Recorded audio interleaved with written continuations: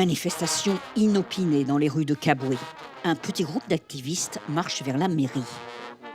Ils sont nés dans l'une des villes les plus polluées au monde et sont à l'origine de l'un des plus gros procès environnementaux en cours contre une société minière.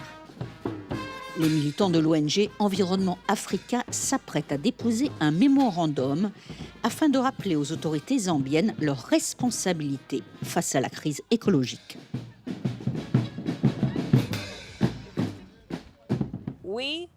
Nous, les représentants des communautés affectées de Kabwe, des organisations de la société civile et des groupes de jeunes, au nom des 140 000 femmes et enfants touchés par la pollution au plomb, nous appelons les autorités de Kabwe à reconnaître et à agir face à la violation des droits humains causée par la pollution au plomb. Votre honneur, je vous remercie. Une plainte collective déposée en 2020 contre l'entreprise anglo-américaine, accusée d'avoir laissé des déchets toxiques à ciel ouvert, n'a toujours pas abouti. Les activistes demandent l'aide des autorités locales.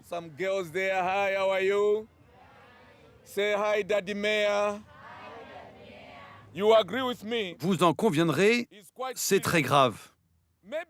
Très peu a été fait. C'est la raison pour laquelle la plupart de nos enfants sont attardés.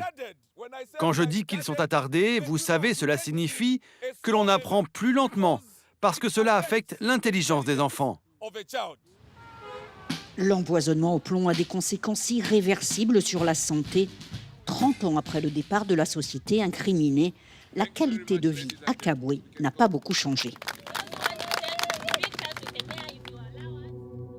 Voilà la mine de plomb qui appartenait à la société anglo-américaine jusqu'en 1974, avant d'être prise pendant 20 ans par une entreprise zambienne. À la fermeture, en 1994, plus de 6 millions de tonnes de déchets miniers ont été abandonnés. Au fil des ans, cette montagne noire de résidus toxiques a été recyclée, aggravant la pollution ambiante. La poussière de plomb est omniprésente, portée par le vent et les allées et venues incessantes des camions. Moella nous explique que le taux de plomb dans le sable est ici 300 fois supérieur au seuil considéré comme dangereux. Normalement, ce à quoi l'on s'attend, c'est qu'après la fin des activités minières, les déchets laissés derrière soient traités ou qu'une action de réparation soit entreprise. Mais dans ce cas, les déchets ont simplement été abandonnés sur place. C'est parce que notre cadre juridique est assez faible. Nous ne parvenons pas à tenir les entreprises responsables des dommages qu'elles causent sur le terrain, ni même de ceux hérités du passé.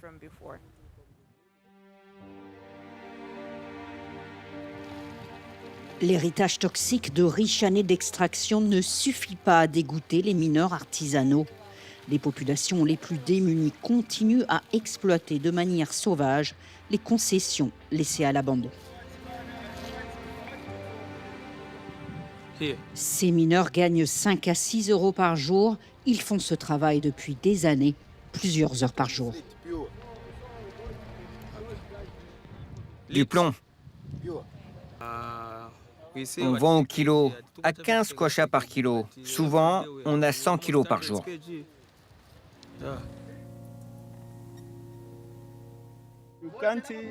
Les voitures ne peuvent pas bouger sans ça. C'est un petit poison, ça rend lent, peu développé. Vous ressemblez à un fou, mais vous êtes normal. Ce matériau nous affecte, c'est trop dangereux.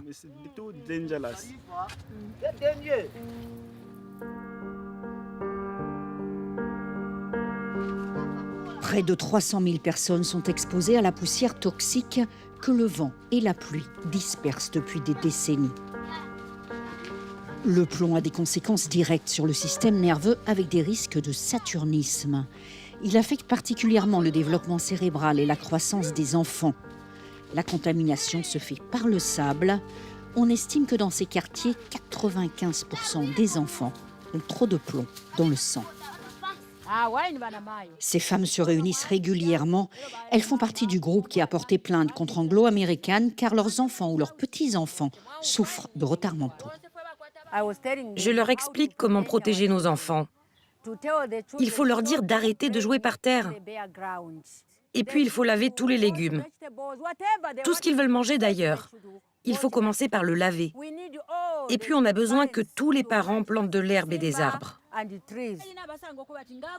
Des gestes qui ne sont pas si simples pour cette grand-mère qui a 3 petits-enfants malades. Quelque chose doit être fait pour les enfants ou pour leur famille.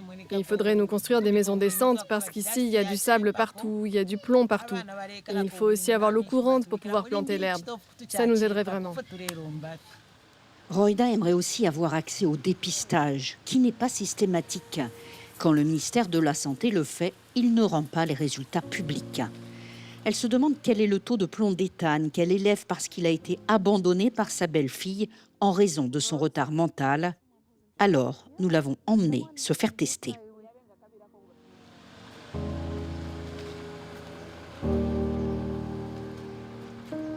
Avec le petit Ethan, une autre jeune fille, Pretty, a voulu passer le test. Elle a 13 ans, mais des retards de croissance importants.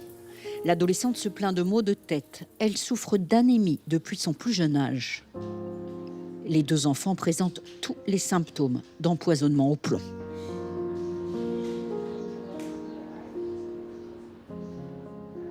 Les tests nous sont revenus 10 jours plus tard.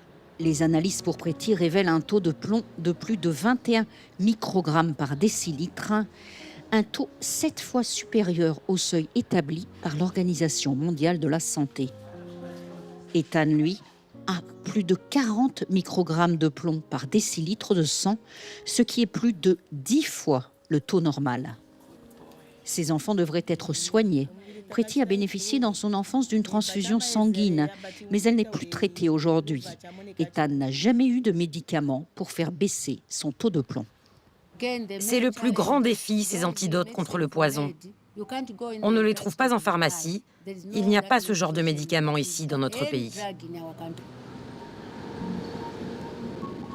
Les populations sont livrées à elles-mêmes. Elles cherchent à varier leur alimentation, mais elles savent que la solution est d'éliminer toute source d'exposition, ce qui est impossible. Certains s'organisent pour que les conséquences ne soient pas irréversibles. Dans cette école privée, des cours sont proposés pour aider les enfants en difficulté. Si vous voulez réussir en maths, faites comme votre professeur. Regardez la façon dont j'écris. N'écrivez pas à votre manière. Angel enseigne ici depuis 2015. Il dit qu'un enfant sur 2 abandonne ses études avant le baccalauréat. C'est très important de soutenir ces enfants, car de manière générale, il y a beaucoup de pauvreté. La plupart vivent en dessous du seuil de pauvreté et leur niveau de vie est très bas. Et ils ne comprennent pas les effets du plomb. Ça tue lentement, sans qu'on s'en rende compte. Parmi ses élèves, 2 jumelles qu'il suit depuis leur plus jeune âge, il s'est donné pour mission de leur faire passer le baccalauréat. Merci et Myriam habitent à 1 heure de marche dans l'un des quartiers les plus proches de la mine. La première des choses à faire en rentrant, c'est d'humidifier le sol pour éviter que la poussière n'affecte les frères et sœurs. Nous les encourageons à rester à l'intérieur afin qu'ils ne soient pas affectés par la poussière qui vole. Et chaque fois qu'elle joue avec ses jouets, je les lave avant qu'elle les reprenne.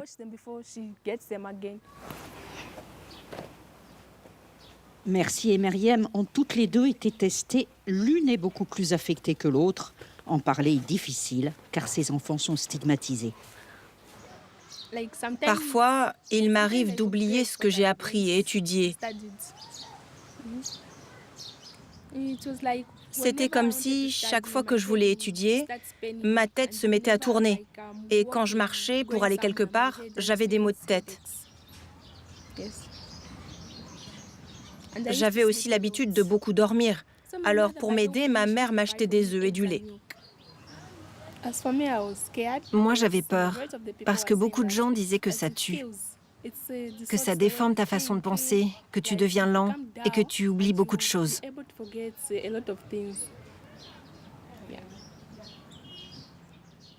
Et à l'hôpital, ils disent que si tu ne prends pas de médicaments, à l'avenir, tu ne pourras pas avoir d'enfant. Ça peut provoquer une infertilité. Merci a suivi 10 semaines de traitement. Elle se sent mieux, mais elle n'a pas le courage d'aller faire une nouvelle prise de sang. Pour améliorer le quotidien, la Banque mondiale avait financé il y a 15 ans plusieurs projets comme ce canal d'évacuation. Certaines maisons aussi ont été pavées. Une goutte d'eau qui a coûté plus de 60 millions de dollars et n'a pas permis de décontaminer la ville. D'autres y sont allés de leur propre initiative, comme ce leader communautaire qui a recouvert son jardin d'un textile géosynthétique pour garder le plomb dans le sol. Nous avons travaillé sur 78 maisons, en couvrant toute la surface de la portion de terrain avec ce matériau acheté en Afrique du Sud. Il est posé dans le sol, dans la terre noire. Après, on plante de l'herbe étoilée pour que le contenu en plomb ne soit pas exposé aux êtres humains, mais qu'il soit maintenu en dessous. Cornelius est fier de montrer qu'en 10 ans, son jardin a retrouvé sa fertilité. Mais pour les habitants de Kabwe, le bagage reste lourd à porter.